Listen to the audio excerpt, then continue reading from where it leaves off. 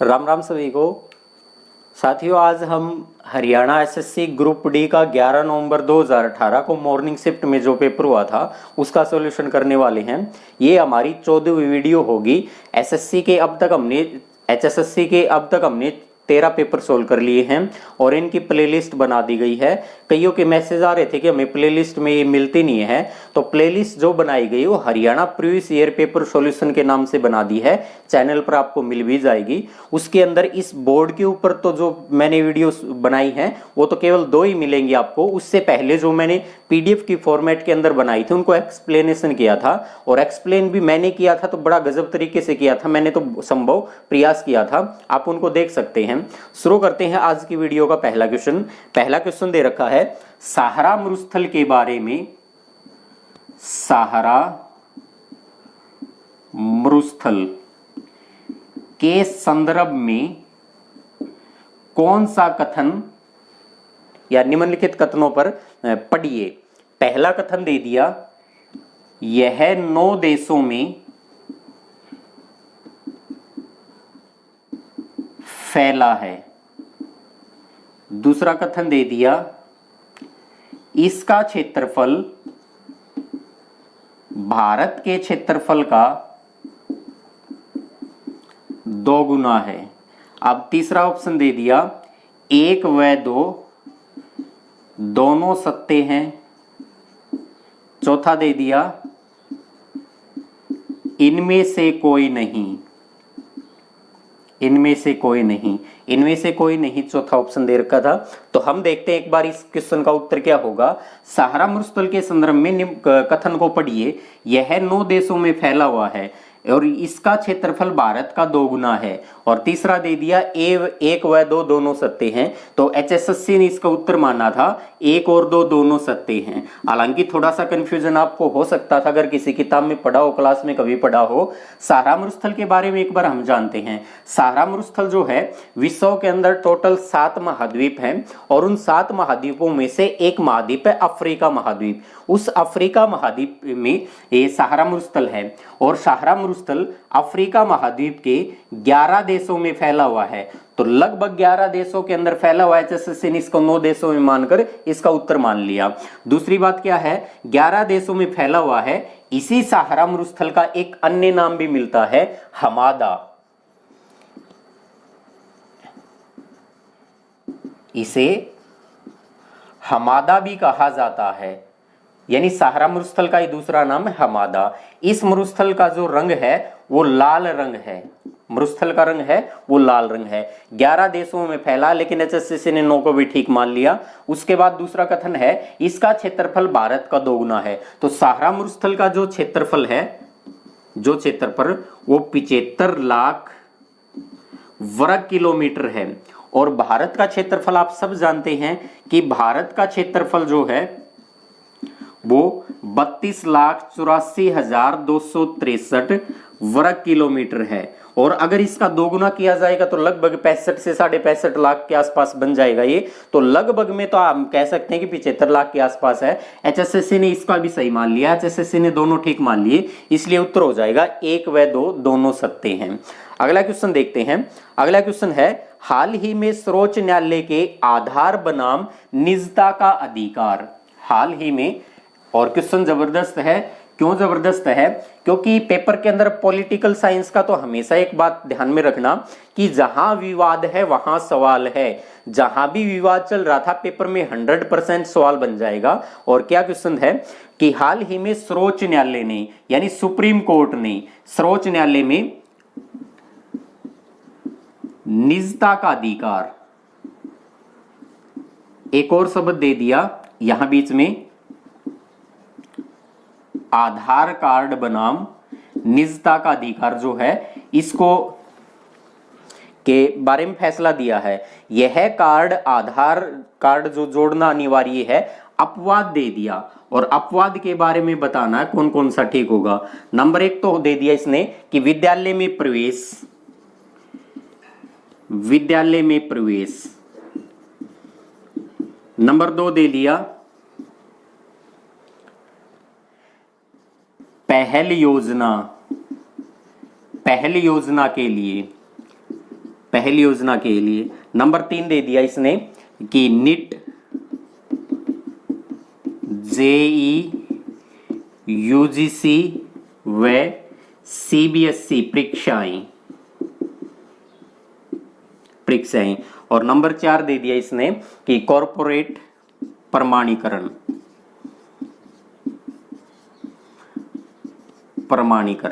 और उसके बाद ऑप्शन दे दिए कि केवल 1 सत्य है, केवल 2 3 सत्य है, केवल 1 2 3 सत्य है, 1 3 4 ये सत्य हैं। तो क्वेश्चन का उत्तर देखते हैं क्या बनेगा। उत्तर यही होना चाहिए 1 3 4, यही उत्तर है इसका कि विद्यालय के में प्रवेश, ये भी इसका सही अपवाद हो जाएगा।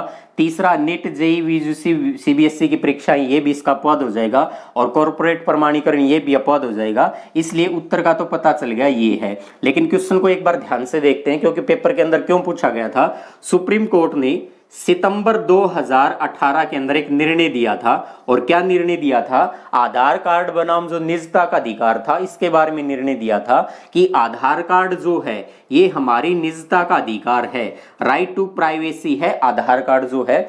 कई दूरसंचार कंपनी, आपने देखा होगा 2016 से जब आप जियो की सिम यूज कर रहे हैं, तो जियो की सिम खरीदने के लिए आपने अपना आधार नंबर बताया होगा या दुकान वाले को अपना आधार कार्ड दिया होगा। तो इस संदर्भ के अंदर अगर देखा जाए तो आधार कार्ड आपकी सारी की सारी प्राइवेसी रखता है।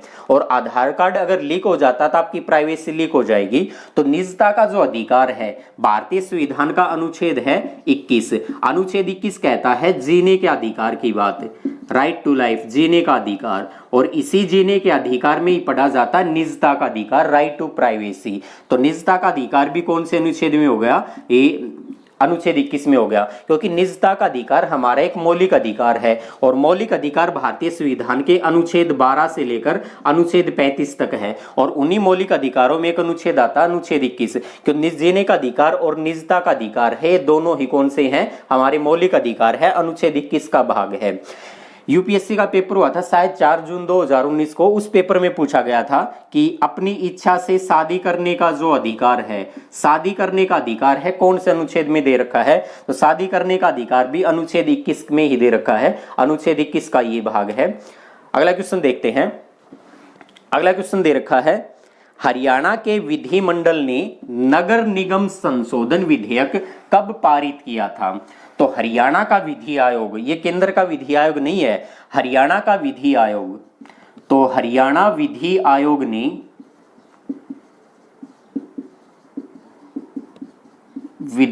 ने नगर निगम जो संशोधन विधेयक था, ये कब पारित किया था? ऑप्शन दे रखे हैं 7 अगस्त 2014, 28 फरवरी 2017, 19 दिसंबर 2017 और 21 मार्च 2016। तो इस क्वेश्चन का उत्तर आ जाएगा 21 मार्च 2016 है वो इस क्वेश्चन का उत्तर हो जाएगा। अगला क्वेश्चन देखते हैं क्या दे रखा है। अगला क्वेश्चन बड़ा गजब का क्वेश्चन है कि निम्नलिखित कथनों में से कौन सा कथन सत्य है या असत्य, इसका यानी सही युग्म की पहचान करनी थी। एक दे दिया सलाल जल विद्युत परियोजना, सलाल जल विद्युत परियोजना, और इसके सामने लिख दिया जम्मू एंड कश्मीर। उसके बाद दूसरा दे रखा है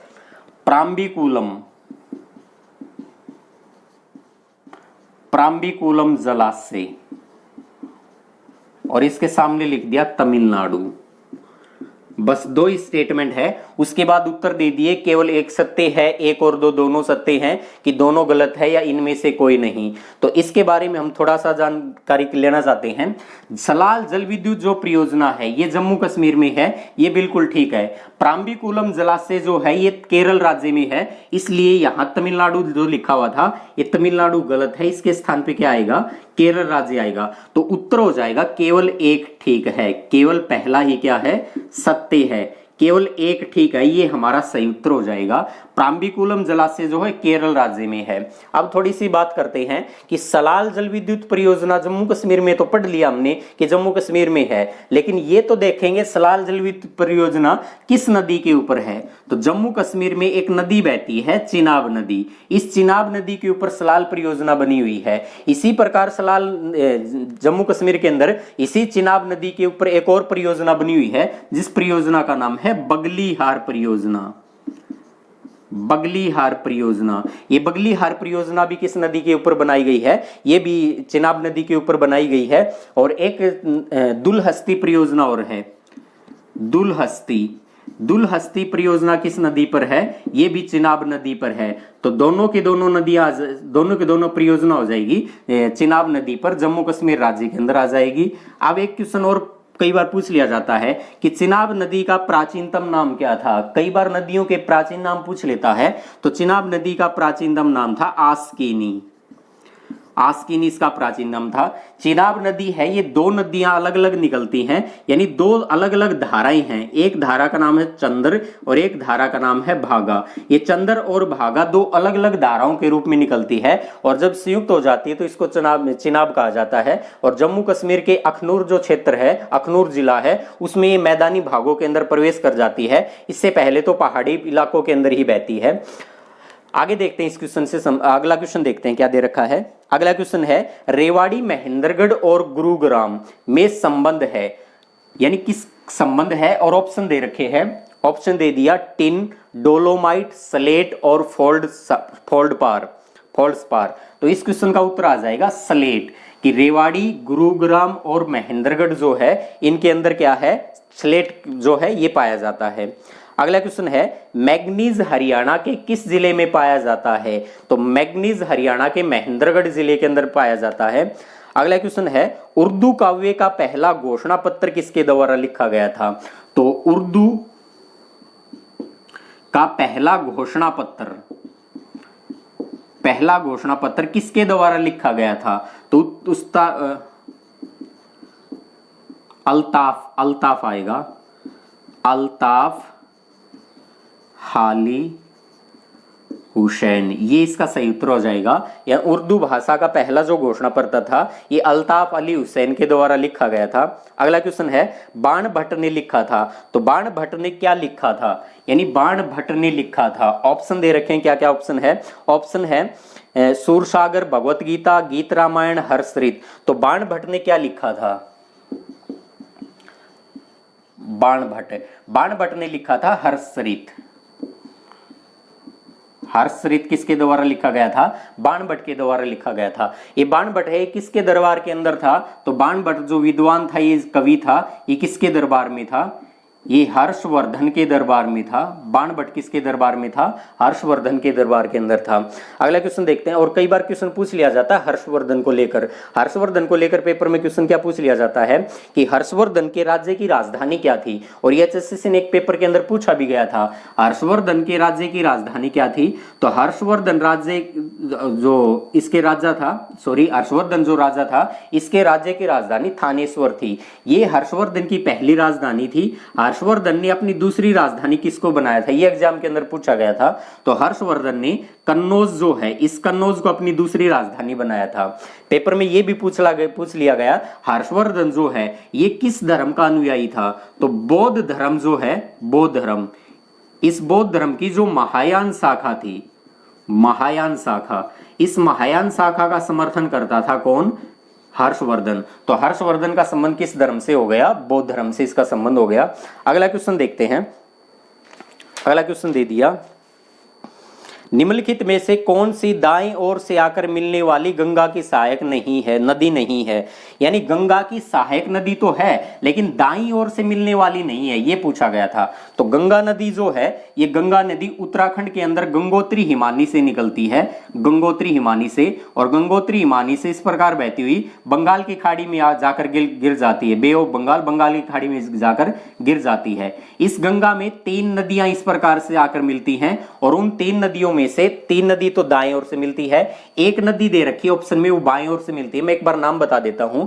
एक नदी का नाम है चंबल नदी, एक नदी का नाम है सोन नदी, एक नदी का नाम है सिंधु नदी, सिंधु नदी, और एक नदी का नाम दे रखा है कोसी नदी।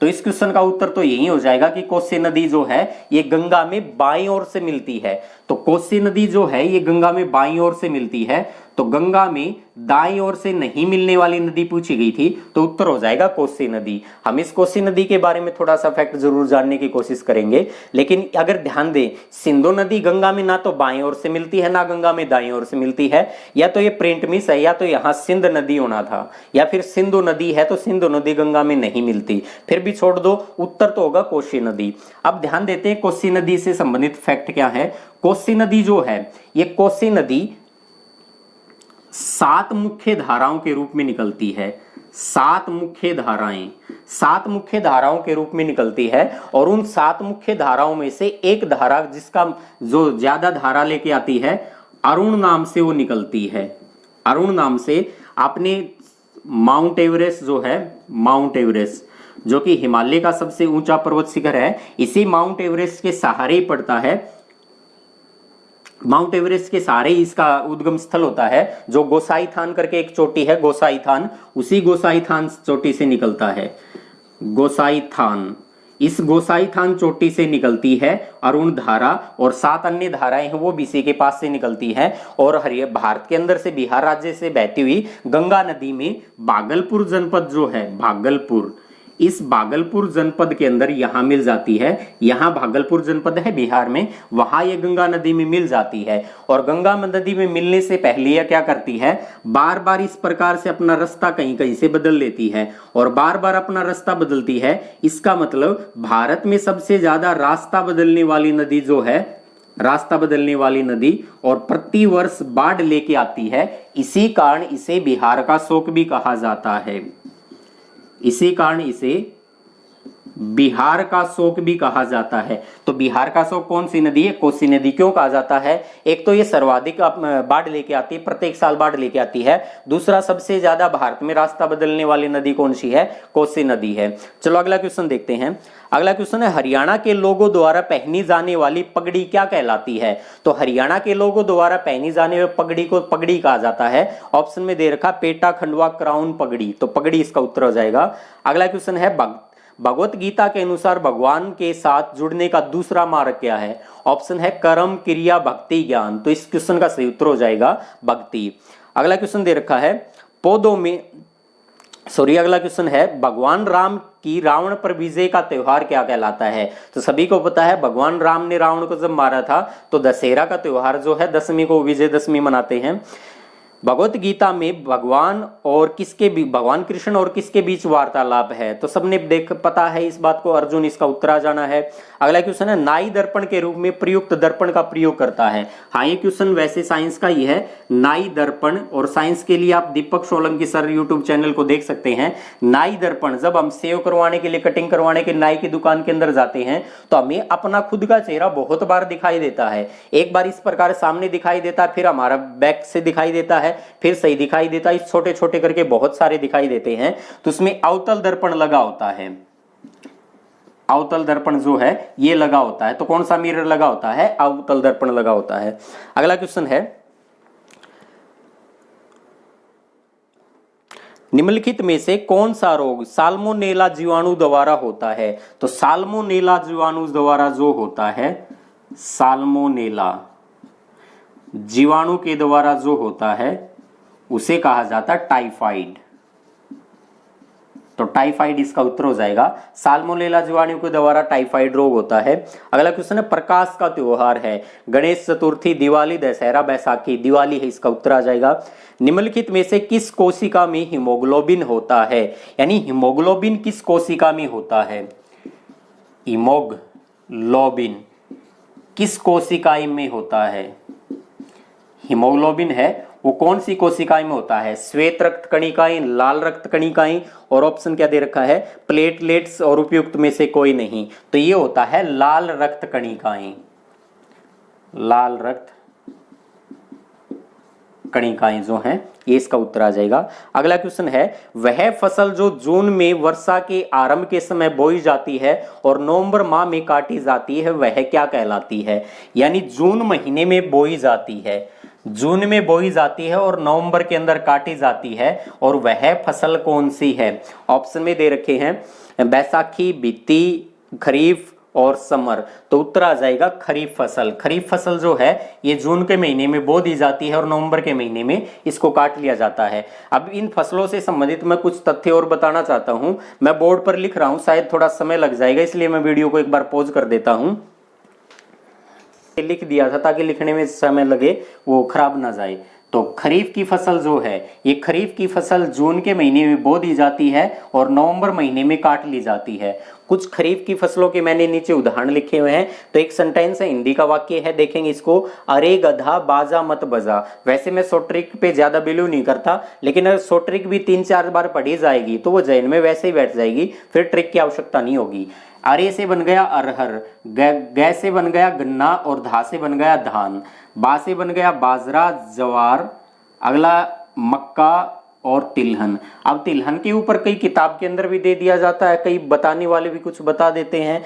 तिलहन जो है वो कि एक प्रकार की फसल नहीं है, अनेक फसलें हैं तिलहन के अंदर आती हैं। तो अनेक फसलें हैं तो तिलहन का अधिकतर भाग इसमें भी आता है, और कुछ एक अन्य फसल के अंदर भी तिलहन आ जाती है। तो इसमें ज्यादा समस्या पैदा ना करें अपने आप से। अगली फसल का नाम है रबी की फसल। रबी की फसल अक्टूबर नवंबर महीने में बो दी जाती है और मार्च अप्रैल के महीने में काट दी जाती है। और कुछ रबी की फसलों के नाम याद करने हैं तो वो उसके लिए एक शॉर्ट ट्रिक है। आज सच में राई में गेम खेला, तो आज से बन जाएगा आलू, जैसे बन जाएगा जो, सच से बन जाएगा सरसों, चै से बन जाएगा चना, और राई से बन जाएगा, राई खुद भी एक फसल का नाम है, गे से गेहूं बन जाएगा और मै से मटर बन जाएगा। मूली गाजर जो है ये भी कुछ रबी की फसलों के नाम है। यहां तक तो आपने देख लिया। अक्सर स्कूल के अंदर टीचर हमें बताता था, मोटी मोटी बात बताता था, हालांकि वो कुछ कभी कभी गलत भी हो जाती है, कि खरीफ में 3 अक्षर आते हैं भाई और रबी के अंदर 2 है, यानी रबी छोटा है खरीफ बड़ा है। और बड़े को हम याद करते थे जिसमें 2 अक्षर आएंगे वो रबी की फसल हो जाएंगे, जिसमें 3 आएंगे वो खरीफ की। लेकिन ये गलत भी हो सकता है, ये धारणा सही नहीं है। तो अगले देखेंगे नकदी फसल। नकदी फसल जो है ये किसान जब भी नकदी फसल को बोता है तो केवल एक ही पर्पज के लिए बोता है कि फसल को मार्केट में बेचना है, यानी फसल को बेचने के पर्पज से वो बोता है। फसल को बेचने के पर्पज से बोता है। तो कौन कौन सी फसल नकदी फसल में आती है? कपास है, गन्ना है, जूट है, तंबाकू है, केला, चाय, कॉफी, सूरजमुखी आदि जो फसलें हैं वो किस प्रकार की फसलें हैं? नकदी फसलें हैं। तो एक ट्रिक के माध्यम से भी इनको याद रख सकते हैं, हालांकि उनको 2 बार पढ़ेंगे तो अपने आप याद हो जाएगी। कागज में तंबाकू, बाकी अन्य भी है। कागज में तंबाकू, कागज से 3 फसलों के नाम बन जाएंगे, कपास, गन्ना और जूट। और तंबाकू खुद ही एक फसल है एक प्रकार की। तो नकदी फसलों के कुछ उदाहरण भी हो चुके हैं। अगली फसल का नाम है जायद फसल। ये जायद फसल जो है मई जून के महीने में बोई जाती है। अब मई जून के महीने में जैसे ही बारिश आती है बो दी जाती है, और अगस्त जुलाई के महीने के अंदर ये क्या है, इसको काट लिया जाता है। और कुछ खरीफ की जायद फसलों के नाम है जैसे ताऊ खीरा खाकर मरे। भाई ये केवल लिखा गया था, माफी चाहता हूं, मेरा ऐसा कोई उद्देश्य नहीं है कि कोई इसको पढ़े और वो थोड़ा सा दुखी हो जाए। तो ताऊ किसी का भी ना मरे। मैं तो ये कहता हूं भगवान ने जितने दिन के सांस दिए हैं अपना पूरा जीवन काल इस प्रकार से स्वस्थ जीवन जी के जाए। तो ताऊ खीरा खाकर मरे। तो ताऊ से 2 फसलें बन जाएंगी, खरबूज और उड़द, तरबूज और उड़द। खीरा एक प्रकार की फसल ही है जायद फसल में। खाकर से 2 फसल बन जाएंगी, एक तो खरबूजा बन जाएगा और एक ककड़ी बन जाएगी। मै से बन जाएगा मूंग। ये फसलें जो किस प्रकार की फसलें हैं? जायद फसलें हैं। तो अगला क्वेश्चन देखते हैं क्या पूछा गया था। अगला क्वेश्चन पूछा गया था बड़खल झील हरियाणा में कहां स्थित है? तो बड़खल झील जो है, बड़खल झील ये फरीदाबाद में है। बड़खल झील कहां पर है? फरीदाबाद के अंदर है। तो फरीदाबाद इसका उत्तर आ जाएगा। अगला क्वेश्चन है अवेन सांग एक यात्री हैं। बिल्कुल बड़ जबरदस्त क्वेश्चन है, और हरियाणा ने तो HSSC ने तो ये क्वेश्चन पूछना ही पूछना है। ये नहीं पूछना तो इस टॉपिक से रिलेटेड जरूर क्वेश्चन पूछेगा। और क्या क्वेश्चन पूछ सकता है, हम उन क्वेश्चनों पे बात करेंगे। क्वेश्चन है हवेन सांग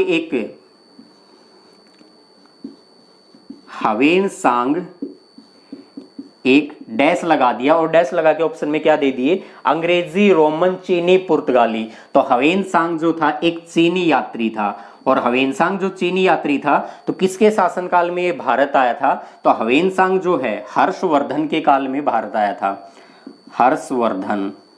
हर्षवर्धन के समय में भारत आया था। ह्वेनसांग भारत में कब से कब तक रहा? हालांकि कई किताबों के अंदर ये थोड़ा थोड़ा अलग भी मिल जाता है। 630 ईस्वी से 640 ईस्वी तक ह्वेनसांग क्या रहा था? भारत में रहा था। कई किताबों के अंदर मिल जाता है 630 से लेकर 642, कई में 630 से 638, यानी लगभग याद कर लो 630 से 640 रहा था। अब वो 40 या 38 ऑप्शन में बिल्कुल नियर अबाउट नहीं देगा, कोई एक ही ऑप्शन में दे देगा। 40 दे दिया तो 38 कभी नहीं देगा।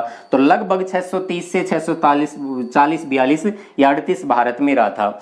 हर्षवर्धन ह्वेनसांग जो है, इस ह्वेनसांग के द्वारा एक किताब लिखी गई थी जो बहुत महत्वपूर्ण है। तो सीयूकी के लेखक कौन है?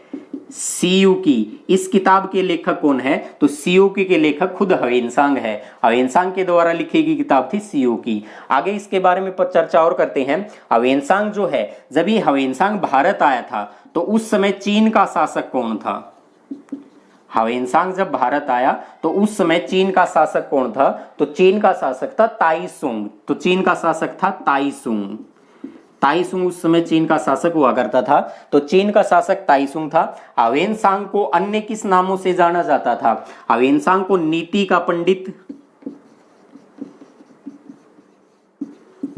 पंडित, वर्तमान शाक्य मुनि, ये नाम जो है ये ह्वेनसांग के थे। और ह्वेनसांग को यात्रियों में राजकुमार जो है ये भी कहा जाता था। यात्रियों में राजकुमार, ये सारे के सारे उपनाम होते थे ह्वेनसांग के। अगला क्वेश्चन देखते हैं क्या दे रखा है। अगला क्वेश्चन है साहिबी नदी को क्या नाम था? यानी साहिबी जो नदी है, साहिबी, इस साहिबी नदी का प्राचीनतम नाम क्या था? तो साहिबी नदी का प्राचीनतम था दृशदती या दृशदौती जो है ये साहिबी नदी का प्राचीनतम नाम था। अगला क्वेश्चन देखते हैं। 73वें संविधान संशोधन अधिनियम के आधार पर, जबरदस्त क्वेश्चन आ गया भाई। 73वां संविधान संशोधन अधिनियम के आधार पर हरियाणा में पंचायती राज अधिनियम पहली बार लागू हुआ। 73वां संविधान संशोधन के द्वारा पंचायती राज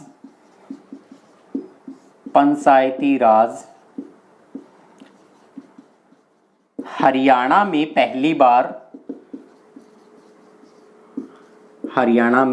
पहली बार मैंने अब तक एसएससी के 14 पेपर सोल्व किए, ये 14वां पेपर है। और इन 14 पेपर में भी 3-4 बार इस क्वेश्चन को रिपीट कर करके पेपरों में दे दिया। तो आगे देखते हैं। पंचायती राज जो है, ये पंचायती राज से संबंधित संविधान में जो संशोधन हुआ था वो हरियाणा में कब लागू हुआ था? पंचायती राज संशोधन। मैं एक आपको पृष्ठभूमि तैयार करके देता हूं, इस क्वेश्चन का उत्तर हम देख लेंगे। इस क्वेश्चन के ऑप्शन दे रखे हैं 1947, 1953, 1900 और क्या दे दिया 1992 और 1994। ये इस क्वेश्चन का उत्तर दे रखे हैं। तो उत्तर तो मैंने बता दिया, इस क्वेश्चन का उत्तर आएगा 1994। लेकिन इसके बारे में थोड़ा सा और फैक्ट जानेंगे। ये जानेंगे 1994 की कौन सी तारीख को हरियाणा में लागू हुआ था। तो 73वां संविधान संशोधन, इससे पहले 1986 के अंदर राजीव गांधी देश के प्रधानमंत्री हुआ करते थे। राजीव गांधी देश के प्रधानमंत्री थे। तो राजीव गांधी की सरकार के द्वारा लक्ष्मीमल सिंघवी जो विधि के बहुत बड़े ज्ञाता थे, लक्ष्मीमल सिंघवी की अध्यक्षता में एक समिति बना दी। और जो समिति बनाई गई थी उसी समिति की सिफारिश पर 64वां संविधान संशोधन और 65वां संविधान संशोधन, 64वां संविधान संशोधन और 65वां संविधान संशोधन। 64वां संविधान संशोधन था, ये पंचायत राज संस्थाओं को संवैधानिक दर्जा देने के लिए लाया गया था। और 65वां संविधान संशोधन जो है ये नगर नगर पालिकाओं को संवैधानिक दर्जा देने के लिए लाया गया था। तो 64वां और 65वां संविधान संशोधन राजीव गांधी की सरकार के द्वारा लोकसभा के अंदर रखे गए थे, और जैसे ही लोकसभा के अंदर रखे, लोकसभा ने इनको पारित नहीं किया था और लोकसभा भंग होगी। और आप सब इस बारे में जानते नहीं जानते तो आज किससे ध्यान रखना, कोई भी विधेयक अगर लोकसभा के अंदर रखा जाता है पहले लोकसभा में और लोकसभा भंग हो जाती उसी दौरान, तो लोकसभा भंग होती वो विधेयक भी लोकसभा के साथ बंद हो जाएंगे। तो 64वां और 65वां संविधान संशोधन विधेयक था, ये दोनों के दोनों क्या हो गए थे, कैंसिल हो गए थे, क्योंकि लोकसभा भंग होगी। उसके बाद 64वां संविधान संशोधन विधेयक के स्थान पे 73वां संविधान संशोधन विधेयक संसद के अंदर रखा गया। और कब रखा गया, 1992 में। संविधान संसद के अंदर 1992 में रखा, लेकिन हमारी संसद ने पारित किया था 1993 में। और जब संसद ने 1993 में पारित किया तो 20 अप्रैल 1993 को राष्ट्रपति ने इसके ऊपर हस्ताक्षर किए थे। राष्ट्रपति ने हस्ताक्षर कर दिए थे और 24 अप्रैल 1993 को ये कानून बनकर भारत के अंदर लागू हो गया था। ये कानून है वो लागू हो गया था। हरियाणा में उस दिन लागू नहीं हुआ था। हरियाणा के अंदर 22 अप्रैल 1994, तो 22 अप्रैल 1994 को हरियाणा के अंदर लागू हुआ था। सन ही पूछा गया था 1994, तारीख भी पूछ ले तो 22 अप्रैल 1994 को हरियाणा में लागू हुआ था। 24 अप्रैल को जो भारत में लागू हुआ था, इस 24 अप्रैल को मनाया जाता है राष्ट्रीय पंचायती राज दिवस। तो राष्ट्रीय पंचायती राज दिवस कब मनाया जाता है, राष्ट्रीय पंचायती राज दिवस। राष्ट्रीय पंचायती राज दिवस मनाया जाता है प्रत्येक साल 24 अप्रैल को मनाया जाता है। देखते अगला क्वेश्चन क्या है। अगला क्वेश्चन है, स्वतंत्रता के तुरंत बाद संविधान सभा में अस्थायी अध्यक्ष किसको बनाया गया था। तो स्वतंत्रता के तुरंत बाद, स्वतंत्रता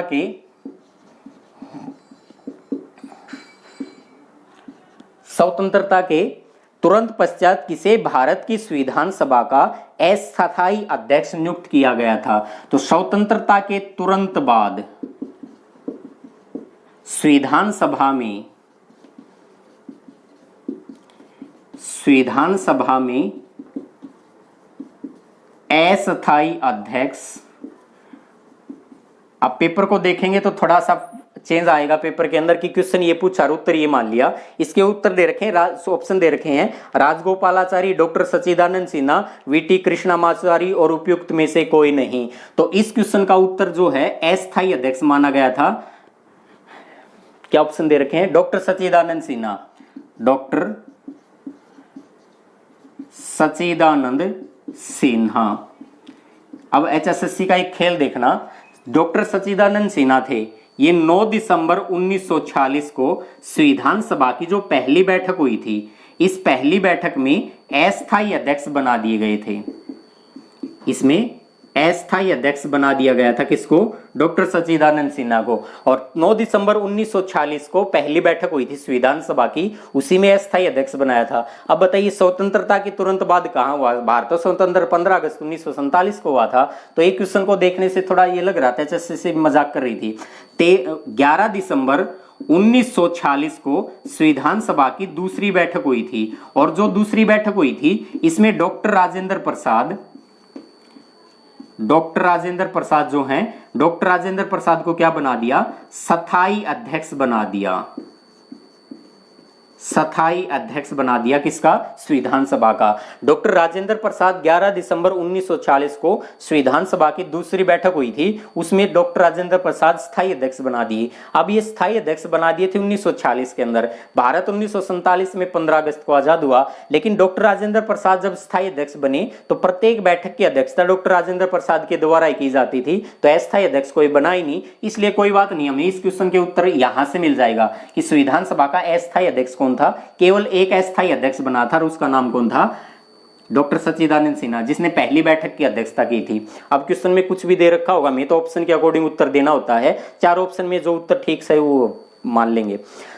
अगला क्वेश्चन देखते हैं क्या दे रखा है। अगला क्वेश्चन है, हरियाणा सरकार ने गरीबी रेखा से नीचे के कुटुंबों के वरिष्ठ नागरिकों के लिए कौन सी योजना शुरू की है। तो उसके लिए हरियाणा सरकार ने की है तीर्थ दर्शन। तीर्थ दर्शन जो है ये शुरू की है। एक और क्वेश्चन है, हरियाणा डैश पूर्ण करने वाला पहला राज्य बना है तो हरियाणा। क्या बना है कि जलीय सतर मानचित्रण जो है, जलीय सतर मानचित्र,